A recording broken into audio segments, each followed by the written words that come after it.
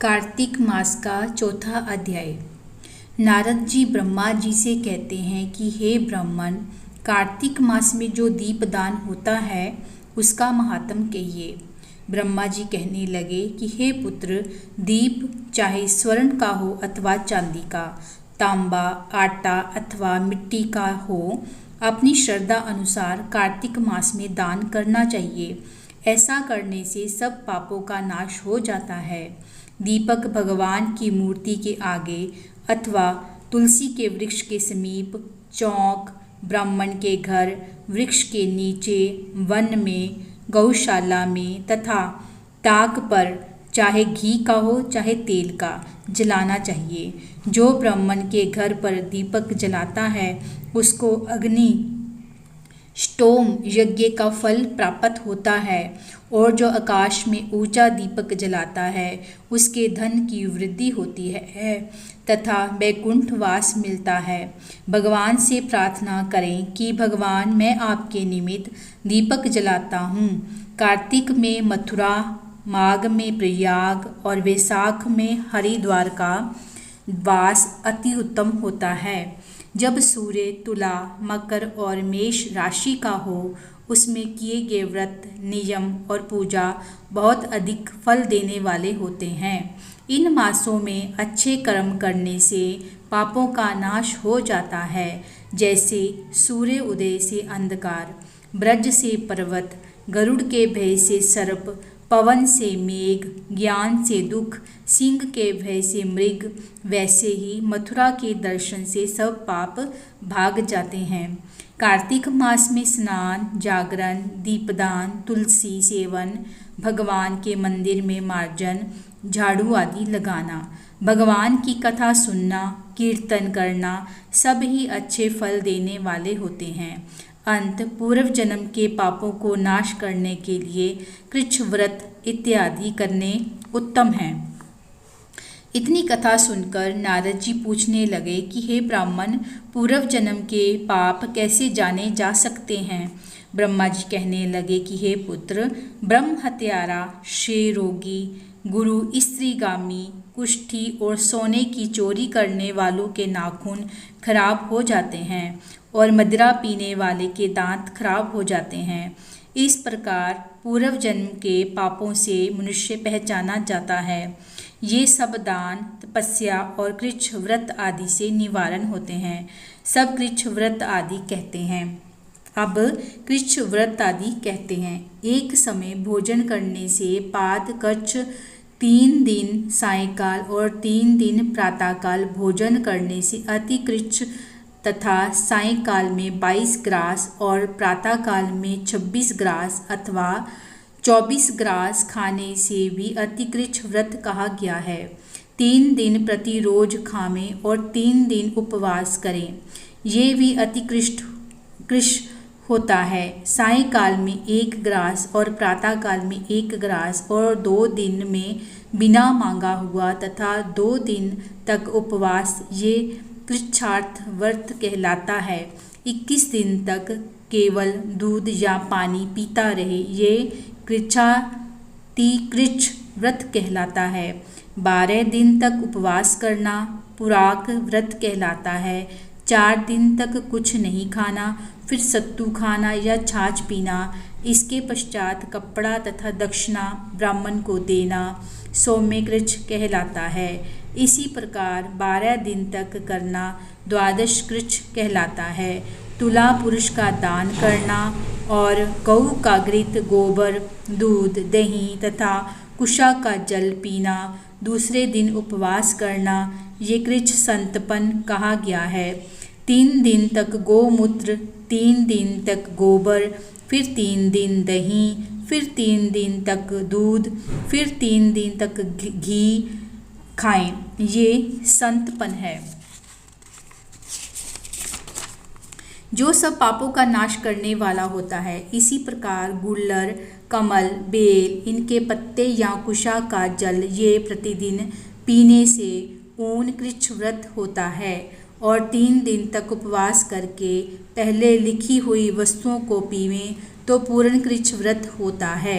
यदि तपा हुआ दूध, घी जल एक एक प्रतिदिन पीवें और एक दिन उपवास करें तो इसे तप्त कृच्छ कहते हैं।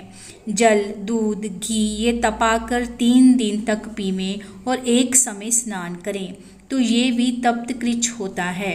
इसका प्रमाण पानी 8 तोला, दूध 12 तोला, घी 4 तोला होना चाहिए तथा कार्तिक शुक्ला चतुर्दशी को भगवान का पूजन करना चाहिए। उपवास करके उस रात्रि को जल में स्थित होकर ये पेट जल कृच्छ व्रत कहलाता है, जिसके करने से वैकुंठ की प्राप्ति होती है। कार्तिक सुदी सप्तमी को घी खाएं, फिर एकादशी को उपवास पैतामा कृच्छ व्रत कहलाता है। इस प्रकार पैतामा कृच्छ व्रत करके दिन में भगवान कृष्ण का पूजन करें तो ये तीनों लोकों में पवित्र होकर वैकुंठ को प्राप्त हो जाता है। कार्तिक सुदी छठ से 3 दिन केवल दूध पीवें, फिर नवमी से 3 दिन उपवास करें। ये महेंद्र कृच्छ व्रत करने से दुर्लभ वैकुंठ का वास होता है। 3 दिन तक अन्न खाएं, फिर 3 दिन तक उपवास करें। ये भी पंचक व्रत कहलाता है तथा इसको वैष्णव कृच्छ व्रत भी कहते हैं। जो मनुष्य एकम से पंचमी तक केवल दही खाएं, फिर एकादशी तथा द्वादशी को भगवान का पूजन करें, ये यासक कृच्छ व्रत होता है। इससे श्वेत दीप का वास मिलता है। जो शुक्ल पक्ष की एकम से प्रतिदिन 1 ग्रास बढ़ता और कृष्ण पक्ष में 1 ग्रास कम करता है तथा अमावस को कुछ नहीं खाता है, ये चंद्रायन व्रत कहलाता है। 1 ग्रास 2 तोले या अच्छी तरह से मुंह में आ जाए इतना होना चाहिए। कृष्ण पक्ष की आदि के और 14 को 5 ग्रास भोजन करके किसी प्रकार एक पक्ष में 250 ग्राम पूरा करता है, ये भी चंद्रायन व्रत कहलाता है। जो गौ के चारों स्तनों का दूध पीता है, फिर 7 दिनों तक 2 स्तनों का और फिर 6 दिनों तक 1 स्तन का दूध पीता है और फिर 3 दिन तक केवल वायु भक्षण, ये सोमपान नाम वाला व्रत सब पापों का नाश करने वाला होता है। गेहूँ तथा चावल की कांजी, दही, दूध, घी, पानी और पंचगव्य ये सब चीज़ें नियम पूर्वक कार्तिक के मास में खाने से सप्तशक कृच्छक व्रत होता है। इसको करने वाला मनुष्य विष्णु लोक को प्राप्त हो जाता है। बेल, पलाश, गुल्लर का काढ़ा और गर्म दूध पीकर एकादशी व्रत करने वाला द्वादशी को पारण करे तो वैकुंठवासी होता है। जो आदमी कार्तिक सुदी सप्तमी, अष्टमी, नवमी और दशमी को जल कमल को खावें, फिर एकादशी को उपवास करें तो इस लक्ष्मी व्रत को करने से मनुष्य लक्ष्मी का पात्र होता है। इसको करने वाला भगवान के वैकुंठ लोक को प्राप्त होता है। प्रातः काल में 4 और सायंकाल में इसको खाने से शिशु चंद्रायन व्रत कहलाता है।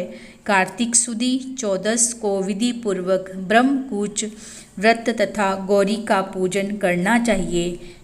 इसकी विधि कहते हैं, गोमूत्र, गोबर, गोघृत और कुशा का जल लेकर ये सब मिलाकर पंचगव्य अथवा ब्रह्मकूच होता है तथा लाल रंग की गौ का मूत्र, श्वेत गौ का दूध, नीली गौ का दही, काली गौ का घी, यदि ये ना मिल सके तो दूसरी तरह का भी पंचगव्य हो सकता है। इसका प्रमाण ये है कि गोमूत्र 8 मासे, गोबर 8 मासे, दूध 12 मासे, दही 10 मासे, घी 8 मासे तथा कुशा का जल 4 मासे।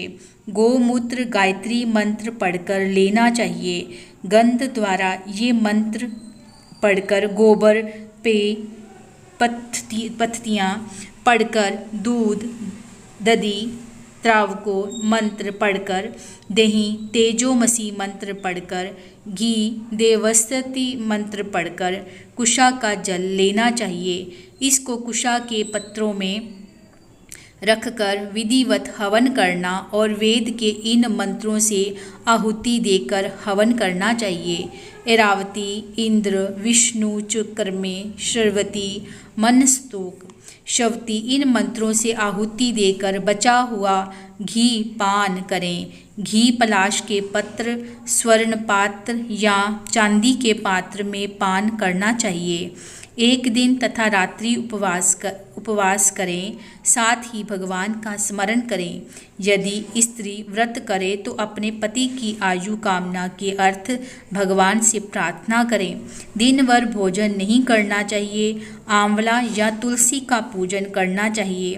व्रत समाप्ति के निमित्त ब्राह्मण को गोदान करना चाहिए।